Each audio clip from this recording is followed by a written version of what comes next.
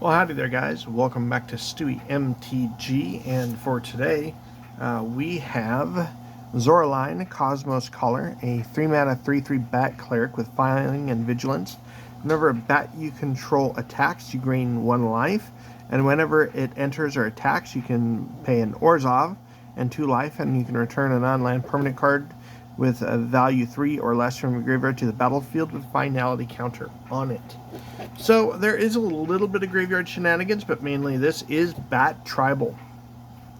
Bat Tribal. In order to get those bats out, we got to have some mana to do it with. So we have a Soul Ring, Orzhov Signet, Arcane Signet, Commander Sphere, an Icon of Ancestry to help with the creature type, as well as a Birthing Balls to create some 2/2 shapeshifters. Well, and let's go ahead and get into the bats and bat adjacent creatures.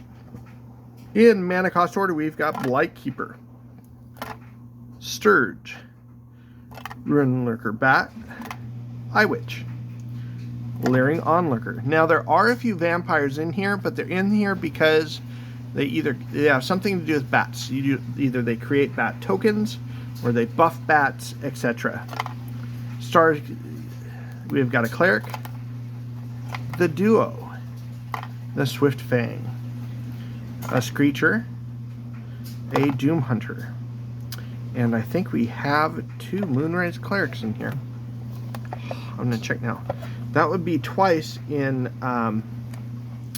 recent decks that I have had. No, I didn't. Okay. Have had duplicate cards. We've got a Foundry Screecher, a Harbinger, a Blighted Bat, a Soothsayer, a Vampire Whisperer, Partisan, if it'll get in there, Partisan Bats, Star Charter, Waxwane, man, really doesn't want to get in there today. Waxwane Witness, we've got a Mirkwood Bats, and from someone in my local playgroup added to the collection this Dirge Bat because they knew I was building bats. A non-bat in the form of Divinity of Pride. Generally speaking, because we are going to be gaining life, we're going to have 25 life or more. And an 8/8 Flying Lifelinker just looks like a whole lot of fun. We've got a Starseer Mentor. Also another non-bat, we've got the Deathbringer Liege. For the +1/+1, sometimes +2/+2. But the thing that most people don't notice on Deathbringer is when you play a white spell, you may tap a creature, and then if you play a black spell, you may destroy target creature if it's tapped. So I have a lot of both. We've got Singular Nosferatu to create some bat tokens. The same thing here with Skeletal Vampire. And lastly, Timothur, Baron of Bats, who originally was going to be this bat commander before all the new slew of bats came out. Let's show you some of the enchantments that help us with our bats. We've got Cultist to the Absolute to help out with our commander.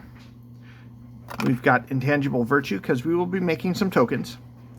We've got Lunar Convocation. I haven't been able to play it yet, but it looks interesting. Black Market Connections because if you're gaining so much life, you might as well use some of that to get some cards and treasures and tokens. We've got Etchings of the Chosen. Circle of Despair to help with if somebody's going all out with a singular red spell or that to help prevent some of that damage. We've got a nice foily Dramatic Finale.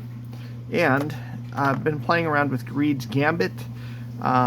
Tried to cast it once, got countered, so we shall see. That might be a spot for something else. You guys make sure you like, comment, subscribe. Let me know what should go in instead of Greed's Gambit.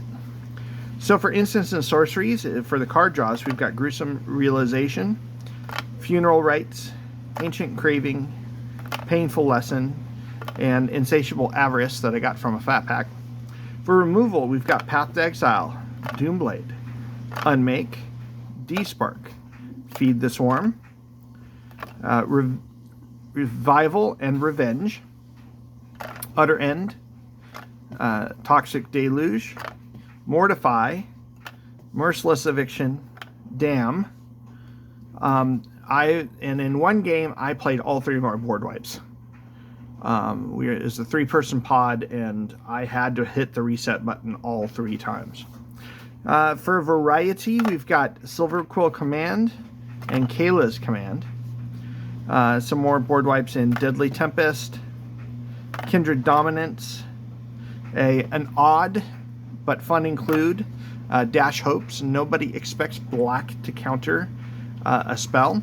And an alternate win con. If my regular turn the bat sideways and deal common damage doesn't work, we've got a Debt to the Deathless. Moving on to our non-basic lands, since this is an Orzhov deck, there's a lot to be changed, especially need an Urborg to make sure that we can hit some of those double black pips. Crypt of Agadine, Orzhov Basilica, Orzhov Guildgate, Temple of Silence, Snowfield Sinkhole, Mortuary Mire, Witch's Cottage, Forsaken Sanctuary, Path of Ancestry, Silver Quill Campus, Cryptic Spires. My play group is fine if you're playing a 2-color deck to play Cryptic Spires, and it just acts as a tapped dual land. Caves of Koilos, Terramorphic Expanse, Fellmire, and Evolving Wilds. Well, this has been Bat Tribal. Stay tuned because we'll be hitting clues here in just a bit. Catch you guys later.